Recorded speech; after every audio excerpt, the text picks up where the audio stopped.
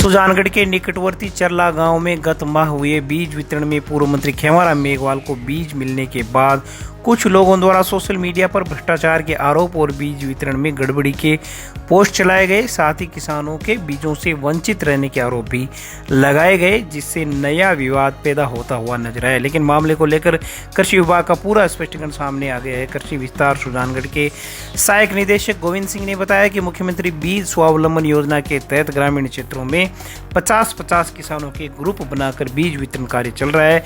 इसमें प्रदेश सरकार की गाइडलाइन एकदम स्पष्ट है।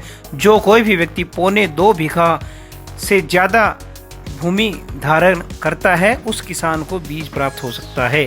इस योजना के तहत 3 सालों में एक किसान को केवल एक बार बीज मिलता है। गांव चरला के बारे में जानकारी चाहने पर उन्होंने बताया कि कुल 150 किसानों के लक्ष्य को देखते हुए 50-50 किसानों के 3 ग्रुप बनाकर ऑनलाइन आधार और OTP से किसानों को बीज वितरित किए गए।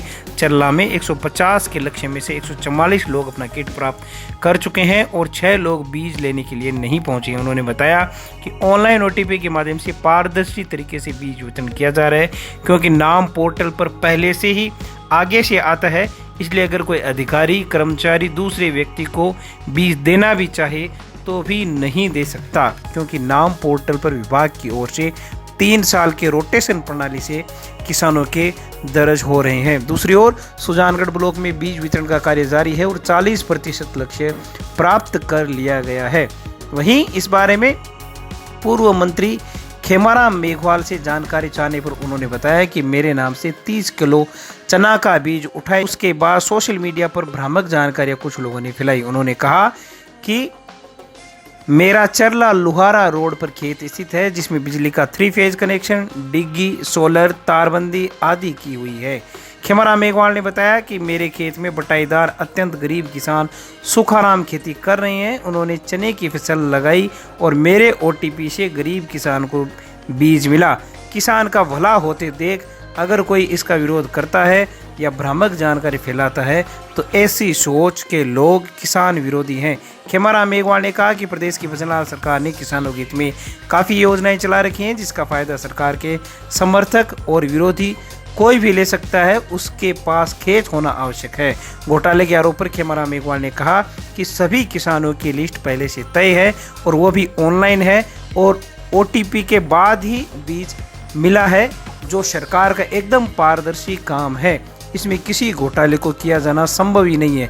उन्होंने कहा कि कुछ लोग अपनी ओछी राजनीति को चमकाने के चलते इस प्रकार की हरकतों को अंजाम दे रहे हैं। आप ही देखिए किस प्रकार का स्पष्टीकरण है वो कृषि विभाग ने दिया है। अभी हमारे मुख्यमंत्री बीज स्वावलंबन योजना में बीज वितरण का कार्य सुजानगढ़ पंचायत समिति के और रतनगढ़ और विद्यासर ब्लॉक में चल रहा है, जिसमें मुख्यमंत्री बीज स्वावलंबन योजना के अंतर्गत एक कृषक चना का बीज 30 किलो जिसके 0.4 हेक्टेयर जमीन हो वो ले सकता है। इसमें 0.4 हेक्टेयर से अधिक भूमि होनी चाहिए, ये किसान की पात्रता है।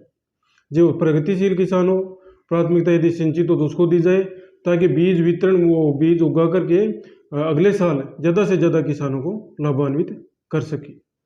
सर, इसमें कोई बाध्यता है क्या? कोई जनप्रतिनिधि रहा है या वर्तमान में है वो बीज नहीं ले सकता? नहीं, ऐसी कोई बाध्यता नहीं है। कृषि विभाग की गाइडलाइन में जिसके खाते में कृषि भूमि हो वो कृषक है और वो किसी भी योजना का लाभ ले सकता है। वहाँ की प्रायोरिटी में ऐसे कृषक हो या लघु सीमांत हो उनको थोड़ी प्राथमिकता अनुपातिक आधार पर दी जाती है, जबकि प्रगतिशील किसानों का चयन कृषि विभाग द्वारा किया जाता है। अभी चरला गांव का एक मामला सामने आया है, उसमें कितने किसान थे, क्या लक्ष्य आप लोगों ने अचीव किए हैं, और पूर्व मंत्री के नाम से जो बीज उठे हैं क्या उनमें कोई घोटाला था? चरला गांव में हमारी MBSY योजना में 150 कृषकों के लिए चना का बीज 45 कुंटल दिया गया है, जिसमें हमें 50-50 किसानों के ग्रुप बनाकर प्रगतिशील किसान जो भी हो एक साथ इकट्ठे होकर के बीज उत्पादन कर सके, उनका लक्ष्य दिया गया है। जिसमें हमने 150 के किसानों के ग्रुप बना लिए गए हैं, समूह बना लिए गए, तथा इसमें हमारे 144 किसानों को बीज वितरण किया जा चुका है। 6 किसानों के अभी वितरण नहीं हुआ है, OTP प्राप्त नहीं हुई है और उनको भी वितरण कर दिया जाएगा। पूर्व मंत्री के नाम से जो बीज उठाने की बात आई है वो उसमें किसी प्रकार की अनियमितता है या वो जायज है? उसको पूर्व मंत्री जी के नाम से चरला में ट्यूबवेल भी है, ज़मीन भी है, और उन्होंने चना की बुआई भी कर ली है। इसलिए ये कोई बाध्यता हमारे कृषि विभाग में नहीं है कि भाई 0.4 हेक्टेयर से ज़मीन ज़्यादा है वो सभी पात्र है किसान होना चाहिए। सुजानगढ़ शहर के भोजलाई बास में स्थित शमशान घाट और कब्रिस्तान में 2 महीनों से पानी भरा हुआ है और आम लोगों को बड़ी परेशानियों का सामना करना पड़ रहा है। खासकर जब कोई शव यात्रा यहां पर आती है तो यहां पर लोगों को काफ़ी दिक्कत का सामना करना पड़ता है। जानकारी के अनुसार 73 वर्षीय हजारी राम नायक निवासी भोजलाई रोड सुजानगढ़ की गत रात्रि को मृत्यु हो गई थी, जिसके बाद शमशान के अंदर जाने के लिए रास्ता नहीं होने के कारण यहाँ पर रेत की ट्रॉलियाँ मंगवाकर शनिवार को दिन में भर्ती करवाकर रास्ता बनवाना पड़ा। समाज के तहसील अध्यक्ष रतन लाल नायक ने बताया कि सामाजिक स्तर पर चंदा करके करीब 34,500 रुपए की धूल डलवाकर भर्ती करवाई गई है और उसके बाद अंतिम संस्कार किया गया है। रतनलाल नायक ने बताया, जिंदा लोगों के लिए नगर परिषद ढंग की व्यवस्थाएं नहीं कर पा रही है, लेकिन मृत लोगों के लिए भी नगर परिषद ढंग की व्यवस्थाएं नहीं कर पा रही है, क्योंकि 3-4 दिन से लगातार संबंधित सफाई निरीक्षक को अवगत करवाने के बाद भी समस्या का समाधान नहीं हो। यंग्स क्लब ऑफ सुजानगढ़ द्वारा आयोजित 3 दिवसीय सेवा प्रकल्पों की श्रृंखला में शनिवार को श्री देव सागर सिंह जैन मंदिर ट्रस्ट के संयुक्त तत्वावधान में समाजसेवी कमला सिंह के सौजन्य से तहसील के दिव्यांग विद्यार्थियों की सहायता स्वर्गीय प्रताप सिंह स्मृति सेवा प्रकल्प आयोजित किया गया। अतिरिक्त जिला परियोजना समन्वयक सरिता शर्मा की अध्यक्षता में आयोजित हुए कार्यक्रम में मुख्य अतिथि विधायक मनोज मेघवाल ने कहा कि जरूरतमंदों की सेवा पुण्य का काम है। उन्होंने यंग्स क्लब की सामाजिक गतिविधियों की सराहना की। क्लब के सांस्कृतिक सचिव गिरधर शर्मा ने आयोजकीय पृष्ठभूमि को रेखांकित करते हुए बताया कि आयोजन के माध्यम से 178 दिव्यांग विद्यार्थियों को स्वेटर, स्टेशनरी और फूड पैकेट्स उपलब्ध करवाए गए हैं। क्लब अध्यक्ष निर्मल कुमार भुतोड़िया ने यंग्स क्लब की 53 वर्षीय यात्रा पर प्रकाश डालते हुए क्लब की भावी योजनाओं को रेखांकित किया। वहीं आयोजन में विशिष्ट अतिथि के रूप में मंदिर के ट्रस्टी रणजीत सिंह, प्रकाश सिंह, उप सभापति अमित मारोटिया, सभापति प्रतिनिधि मोहम्मद इद्रिस गौरी, तनसुख राय रामपुरिया, भामाशाह कमला सिंह, क्लब सचिव Mahavir Miran, doctor Saroj Kumar Chhabra, lions club अध्यक्ष कमल तापड़िया ने विचार प्रकट किए। कार्यक्रम में स्मारिका की सह संपादक स्नेह प्रभा मिश्रा, राज्य स्तरीय पुरस्कार से सम्मानित शिक्षक पवन शर्मा, आयोजन के विशेष सहयोगी शिक्षक मंगलाराम व करिश्मा का अभिनंदन किया गया। वहीं क्लब के निर्मल बोकड़िया, गोपाल चोटिया, संजय सिंह, हाजी मोहम्मद, नवरत्न सिंह, हवा सिंह, जयदीप मोदी, सविता सिंह, सुनीता चोटिया, मूलचंद तिवाड़ी, संपत सिंह, तैयब अली, बजरंग सेन, पल्लव सिंह आदि लोगों का विशेष योगदान रहा। कार्यक्रम का संचालन स्नेह प्रभा मिश्रा ने किया। धन्यवाद ज्ञापन ट्रस्टी प्रकाश सिंह ने किया। कार्यक्रम में प्राचार्य रणवीर सिंह, कमला पारिक, रिंकू सोनी, सज्जन बोकड़िया, राजकुमारी भुतोड़िया आदि लोग मौजूद रहे। आज सिंघी परिवार ने आगे आके यंग्स क्लब के सहयोग से यहाँ सिंघी मंदिर परिसर में दिव्यांग बच्चों के लिए सर्दी को देखते हुए स्वेटर और उनके लिए स्टेशनरी वगैरह का प्रदान करने का कार्यक्रम रखा है, जिसमें पूरे तहसीलों, दोनों तहसीलों के विद्यार्थियों को, जो दिव्यांग विद्यार्थी उनको बुलाया गया है और एक बड़ा कार्यक्रम यहाँ रखा है। मैं बहुत आभारी हूँ सिंघी परिवार का भी, जिन्होंने कमला जी सिंघी, जिनके सौजन्य कार्य में यंग्स क्लब जो हमेशा की तरह इस तरह के कार्यक्रम की व्यवस्था में हमेशा आगे रहा है। आज भी बहुत एक अच्छा कार्यक्रम की उन्होंने व्यवस्था करवाई है। तो सुजानगढ़ की भामा साहब जानते कि हमेशा आगे रहें, चाहे बड़े कामों की बात हो, चाहे इस तरह के पुण्यार्थ के काम हो, हर कार्यों में भामाशाह आगे रहते हैं, पूरा बढ़ चढ़ के भाग लगते हैं, सहयोग रहते हैं और उसी क्रम में आज एक पुण्यार्थ का काम सिंघी परिवार ने किया। मैं मेरी तरफ से उनको बहुत बहुत धन्यवाद देता हूँ। यंग्स क्लब विगत 53 वर्षों से सुजानगढ़ और सुजानगढ़ संभाग में शिक्षा, चिकित्सा, सांस्कृतिक सर्जन और सामाजिक सरोकार के लोकोपकारी काम और विभिन्न आयामों को सफल अंजाम दे रही है। 3 दिवसीय कार्यक्रमों की श्रृंखला में आज कार्यक्रमों का दूसरा दिन, इसमें तहसील के लगभग 350 विकलांग दिव्यांग भाई बहन यहाँ आए।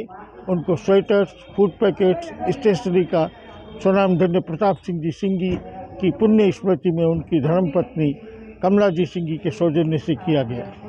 यहाँ जो भी लोग आए उन सबको क्लब की स्मारिका भेंट की गई और वो स्मारिका निश्चित रूप से सुजानगढ़ की एक इंसाइक्लोपीडिया होगी और मैं सबसे निवेदन करूंगा कि इस पठनीय स्मारिका को अपने घर के ड्रेसिंग रूम में सजा के रखें और इसे पढ़ें और उस पर अपनी प्रतिक्रिया।